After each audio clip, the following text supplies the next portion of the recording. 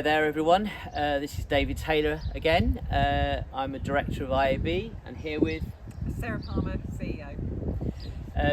A globe-trotting CEO, I have to say. You've had a busy few weeks, I think it would be fair to say, haven't you? Just a bit, yeah. So I started the month off, Janet and myself were travelling, so we were travelling across the Middle East actually this time. And really brilliant trip, but just so interesting to go and really understand the markets at detail and really, I suppose, really find out what products they want, what education they're looking for, how we can fulfil that need. Really insightful 2 weeks, so lots will be happening in that space. Well, I know you've got you and Janet have always got very, very creative minds, and there's always things going on. Of course, you came back and you went straight into the awards, of course, up at Palace of Westminster. Yeah, we had a fantastic week. Yep. So all the directors were there, the staff were there. I just absolutely love the awards, and I love the awards for everyone that comes forward to be judged. So, I mean, the whole process is just so interesting. We have, from the moment you have all the submissions in for the awards, and we spend so much time going through and reading them and really understanding those businesses. And what I find really fascinating is how each individual deals with problems or has really creative solutions, and it really shows how individual businesses are, and it really is a reflection of their personality, I think, and it's just a real gift to be able to have those conversations and that insight. So yeah, I'm always very grateful that people want to share that, and then going right through to the actual awards themselves with finalists, and seeing the pleasure and the joy that they get, and rightly so, they get the recognition for their success, and hopefully that just breeds more success and more awareness for their business. So that's the give back, if you like. And it's for me, I judge one of the awards as well, and I think for me what's fascinating is the innovation which is going in at all levels amongst all these different businesses, that they aren't just content to do things in the old way because we've always done it that way. They're always looking at new ways of working, even if it's on a small scale. I mean, many of the finalists didn't necessarily want to take over the world, but what they wanted to do was do things differently. And a real passion to serve their clients. I think that's what comes across all the time. They are just absolute servants to their clients.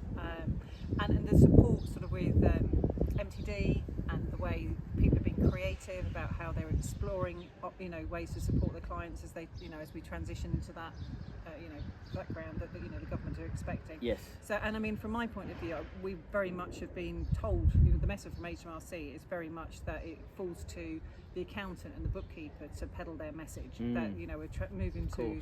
So I think it's just really, it was just really lovely to hear so many people picking up the baton and running with that. Yes, I think it's very heartening. I think another thing which came across very clearly, and I think you were talking to me about this when you came back from your trip abroad, is that how sustainability now is very much being positioned at the core of what finance professionals are doing. It's a huge conversation, absolutely huge conversation, because the other part of our award ceremony is that we have an international dinner in the evening, and we welcome so many I suppose people we do business with. I want to call them friends, really. Yes. Friends. And so it was just an absolutely fabulous night. So to follow up with 2 weeks away, and then to have that international meeting, really is a meeting rather, it's a dinner. It was a really... It's almost a continuation of your trip abroad. Yeah, exactly. You're welcoming other people, carrying on the same conversations. It is, but one key theme that just comes up time and time again is sustainability. Yeah. And ESG, that's now, it's commonplace now, and I think so. We offer what's called the IFRS, which is the International Financial. I can't remember the full name now. Reporting standards. Standards. That's right. Yes. I was thinking of it as IFRS. No, too many acronyms in finance. So we have a level 4 qualification in that, and that's one of our top-selling qualifications internationally. Do you want to talk about the IFRS, the detail of that? So this came from COP27, didn't it? And I think right. it was mandated. When they met at COP27, they were looking at different standards by which businesses can be measured and looking at reporting. And the IFRS, there's the S1, which is really about sustainability.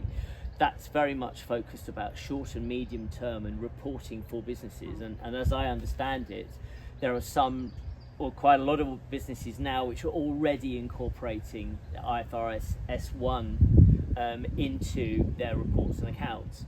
S2 then is looking more at climate. Now, I guess sustainability is the first phase, and climate has to be the second phase, which I guess would make it more long term. And that's really about, okay, if we're looking at businesses in the round and we're looking them in strategically, what impact will this business make in the long term, and will this business harm or help the planet and help the climate? And these are quite new concepts for people in finance. They are, totally. And what I love about this is it means that accountants can now lead the conversation around sustainability, which is not something that's intuitive. Right. So, so what the IFRS does is mainly there's now consistent reporting, and that's mandated now in the larger companies. Yep. So this is global. So it becomes now that every business is now comparable, and this gives stakeholders choice. Like, for example, if you wanted to invest. So your investment portfolio may contain, or you may choose now to, support companies that are actually have a positive, climate, or they're considering these things. Action plan in terms of what they wanted to do. Yeah. So really interesting that so accountants are opening the doors to people to have this information, which I think is just a really cool place for us to be, actually. It's interesting. I had one of my clients in the past was a retail asset manager, and within a year they went from really not really caring about what impact some of these retail assets would have had to, in a year, suddenly saying we have to have an ESG policy. And as I understand it, ESG is very much linked to finance, and the two are very much synonymous with each other, because it's not like how valuable is this business, it's how valuable is this business to the planet and the people and the communities it serves. The impact. And that is really, really core now. And for me, that is very new and very fresh, but it's also, I guess it's very uplifting, because I guess there's a lot of hope in terms of what we can do about sustainability in the planet, but also, this is something we talk about a lot with our members. It's very much inspiring next generation of finance professionals, and there are so many opportunities, aren't there? Oh, we were talking about data analytics, but ESG is going to be huge. This is going to be a really important part of the work we carry out as we go forward. And as you say, we're already got a qualification offering this IFRS now, and I would have thought that over the next few years we're going to be doing more and more of these qualifications as the circular economy and a more sustainable world becomes more and more important. Yeah, well, actually, what's interesting at the IAB now, we've just published our manifesto alongside the political parties, and one key point that we're going to be focusing on is ESG and how we develop that. I think it's core to what we want to do. And of course, it's in our vision as well, and it's a lot of people talk about greenwashing, and a lot of people saying, well, it's just paying lip service. But I think for us, we realise that this is core to our business. Every business going forward. So no, really. Wow. Really important topic. Yeah, so busy month, but a good month. And, excellent. Lots learnt, and we'll be preparing and sharing more as we go. Well, as always, it's an absolute pleasure, and we look forward to seeing you all next month. Brilliant. Thank you.